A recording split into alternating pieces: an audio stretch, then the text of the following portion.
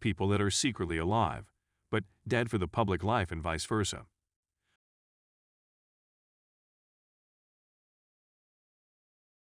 What do you think is the biggest secret being kept from mankind? Not so much a secret, but I think there are events that happened in the past we'll never know about that would blow our minds. Same thing for people who were interesting, incredible, unique, super talented, etc. that were never documented. Recording history has always been shoddy at best, as the further back you go. I bet even if we went back 150 years, there would be things that occurred that would be historically incredible, but since they weren't recorded, we'll never know about them. Stephen Jay Gould said it. I am, somehow, less interested in the weight and convolutions of Einstein's brain than in the near certainty that people of equal talent have lived and died in cotton fields and sweatshops.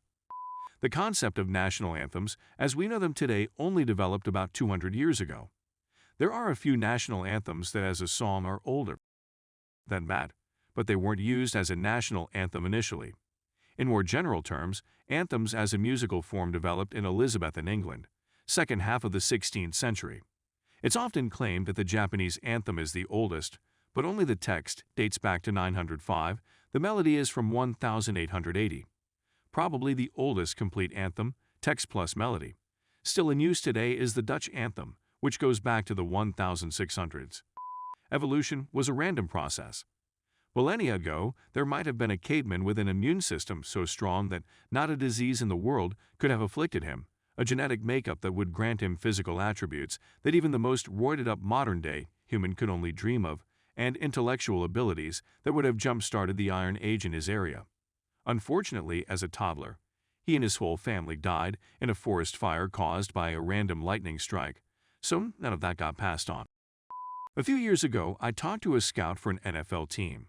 He swore that the best defensive lineman he'd ever seen played high school football at a small school in Indiana. But the kid just had no desire to play at a higher level. His grades were good, and he wanted to go to college, and he did. But he didn't want to play college football. Listening to this guy talk, you'd think that he found the next Reggie White or Aaron Donald, and he was convinced that's how good this kid would be.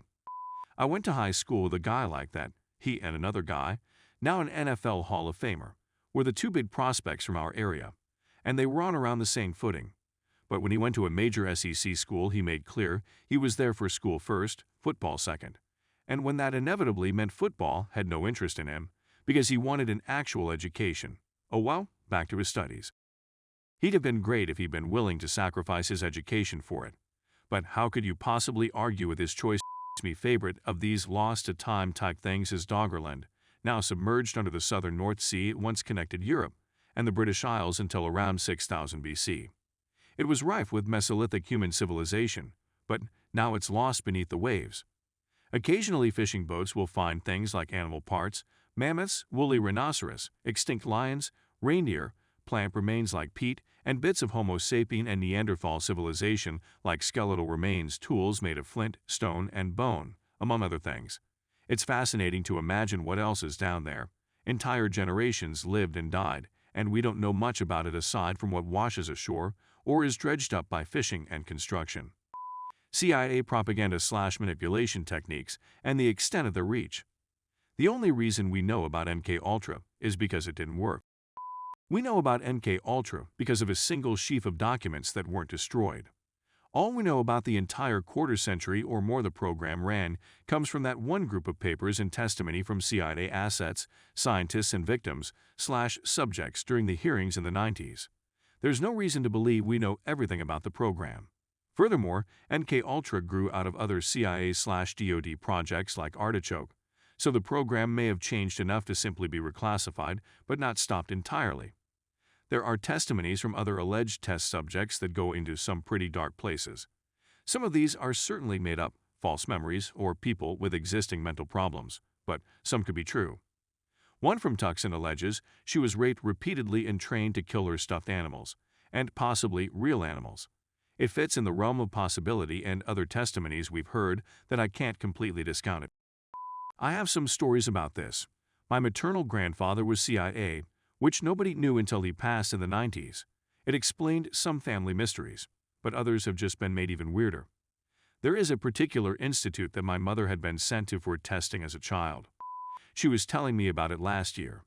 She remembered a lot of two-way mirrors and an experiment with photos, where they had secretly taken a picture of her, but showed her a photo of a stranger.